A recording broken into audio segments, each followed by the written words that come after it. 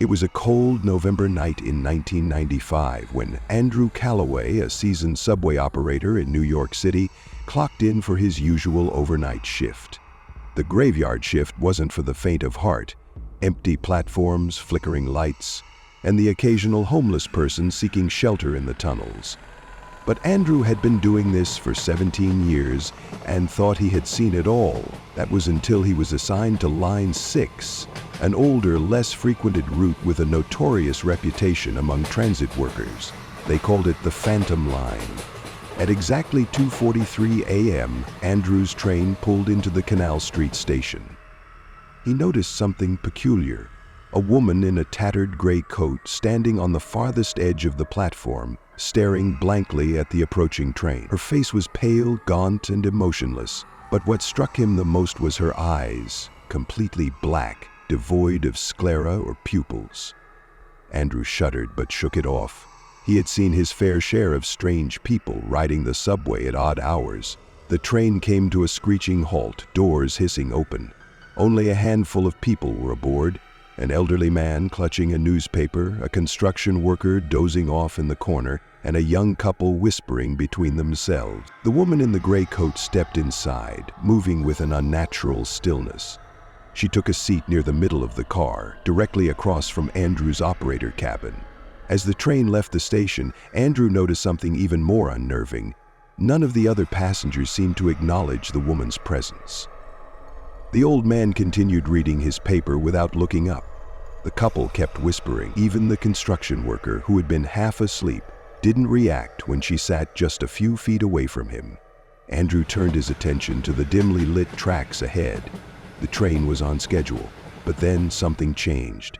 The radio in his cabin crackled to life, emitting a burst of static before a garbled voice spoke through. Train 724, confirm last stop, confirm last stop. The voice was distorted, hollow, and barely recognizable. Andrew grabbed the receiver and responded, "This is train 724, we just left Canal Street heading northbound." Silence. Then the lights flickered. The train jerked violently, causing passengers to jolt in their seats.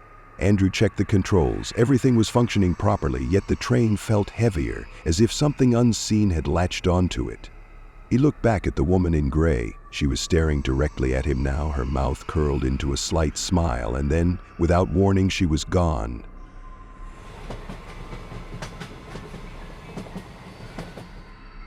Andrew blinked, his heart pounding. The woman had been sitting there just seconds ago, and now her seat was completely empty. He turned to check the security monitors in his cabin. The footage showed her still sitting there, but in real time. She was gone. Panicked, Andrew rushed out of the operator's compartment into the passenger section. "Did anyone see the woman who was just sitting here?" he asked, voice unsteady. The passengers looked at him, confused. The old man furrowed his brow. "What woman?" Andrew pointed at the empty seat. The couple shook their heads.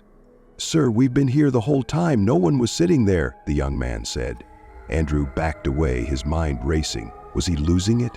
He returned to his cabin, breathing heavily. He checked the train's schedule. Next stop, Brooklyn Bridge. But as he glanced at the speed monitor, dread filled his gut. The train was accelerating, but not toward its scheduled stop. The radio crackled again, but this time it wasn't static. It was a whisper. "You're going the wrong way." The whisper sent a chill down his spine. The train kept gaining speed, the tunnel outside turning pitch black. He checked the GPS display. It showed nothing but an empty void, no tracks, no stations, just a blank screen. Then the lights cut out completely. The train was plunged into total darkness. Passengers screamed. The old man clutched his chest. The couple held on to each other. The construction worker was banging on the emergency exit. But it didn't matter. There was nowhere to go. The train was moving through an endless black tunnel that wasn't supposed to exist. A deep, guttural sound echoed through the subway car. It was a low, dragging noise, like heavy chains scraping against steel. Andrew reached for the emergency brakes, but the handle wouldn't budge. The control panel was dead. Then, out of the darkness, he saw them. Figures standing between the cars, dozens of them.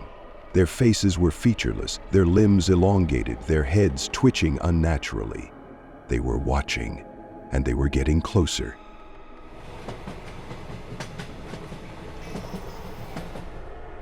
The train lurched violently, the shrill sound of screeching metal filling the car as passengers gripped whatever they could to keep from falling.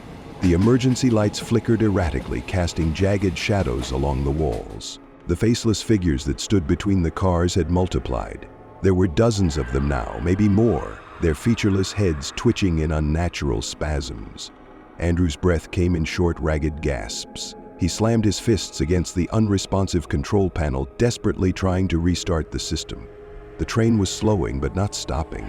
Instead, it crawled forward, deeper into whatever void it had entered. The GPS still showed nothing, no station, no tracks, just a blank screen as if the train had ceased to exist in the real world.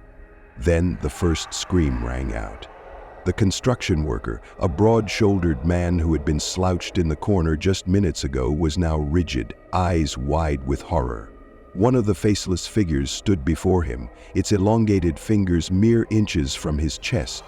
It didn't move aggressively, it didn't lunge, it simply extended its arm, the fingers trembling slightly as though vibrating at an unnatural frequency. "Get away from me," the worker roared, shoving at the entity. His hands passed through it like mist, yet a ripple spread across the air, distorting the space around them. Then, in an instant, the figure pressed its palm against his chest. The construction worker let out a guttural gasp. His entire body convulsed violently, as though struck by an unseen force. His skin paled, his veins darkened, and then his face began to change. His mouth stretched unnaturally wide, his features blurred like a painting smudged by careless fingers. His eyes, what remained of them, became hollow pits of blackness. And then he simply ceased to exist, not a body, not a trace, just gone. The remaining passengers were in full panic now. The young couple clung to each other, sobbing uncontrollably. The elderly man, his hands shaking, clutched a rosary and muttered prayers under his breath. Andrew tried to keep his hands steady as he fumbled for his radio. "This is train 724. I don't know where we are. We're trapped. Something is inside the train. We need assistance." Static. And then a voice. "You were never supposed to be here." Andrew froze. The voice wasn't human. It wasn't deep or guttural. It was hollow, layered, like multiple voices speaking in unison from inside a vast, empty chamber. The train lurched again. The young couple screamed as another faceless figure appeared inside the car, standing directly between them. Shrieked, trying to pull her boyfriend away, but the entity reached forward. It touched her forehead this time, its fingers pressing lightly against her skin. Her body trembled violently. She let out one final gasping breath, then just like the construction worker, she vanished. Her boyfriend, now hysterical, grabbed at the empty air where she had been, his hands shaking. "No, no, no. Where is she?" Andrew felt something cold touch the back of his neck. He turned, and his stomach dropped. One of the figures stood inches from him, its breathless, eyeless face tilted slightly as if studying him. Its hand twitched, fingers stretching toward his skin. Andrew shoved himself backward, hitting the control panel. The train suddenly jerked. For a moment, the figures hesitated. Then, in an instant, the train slammed to a stop. The doors hissed open. And standing on the empty platform was the woman in the gray coat. She smiled and whispered, "It's time."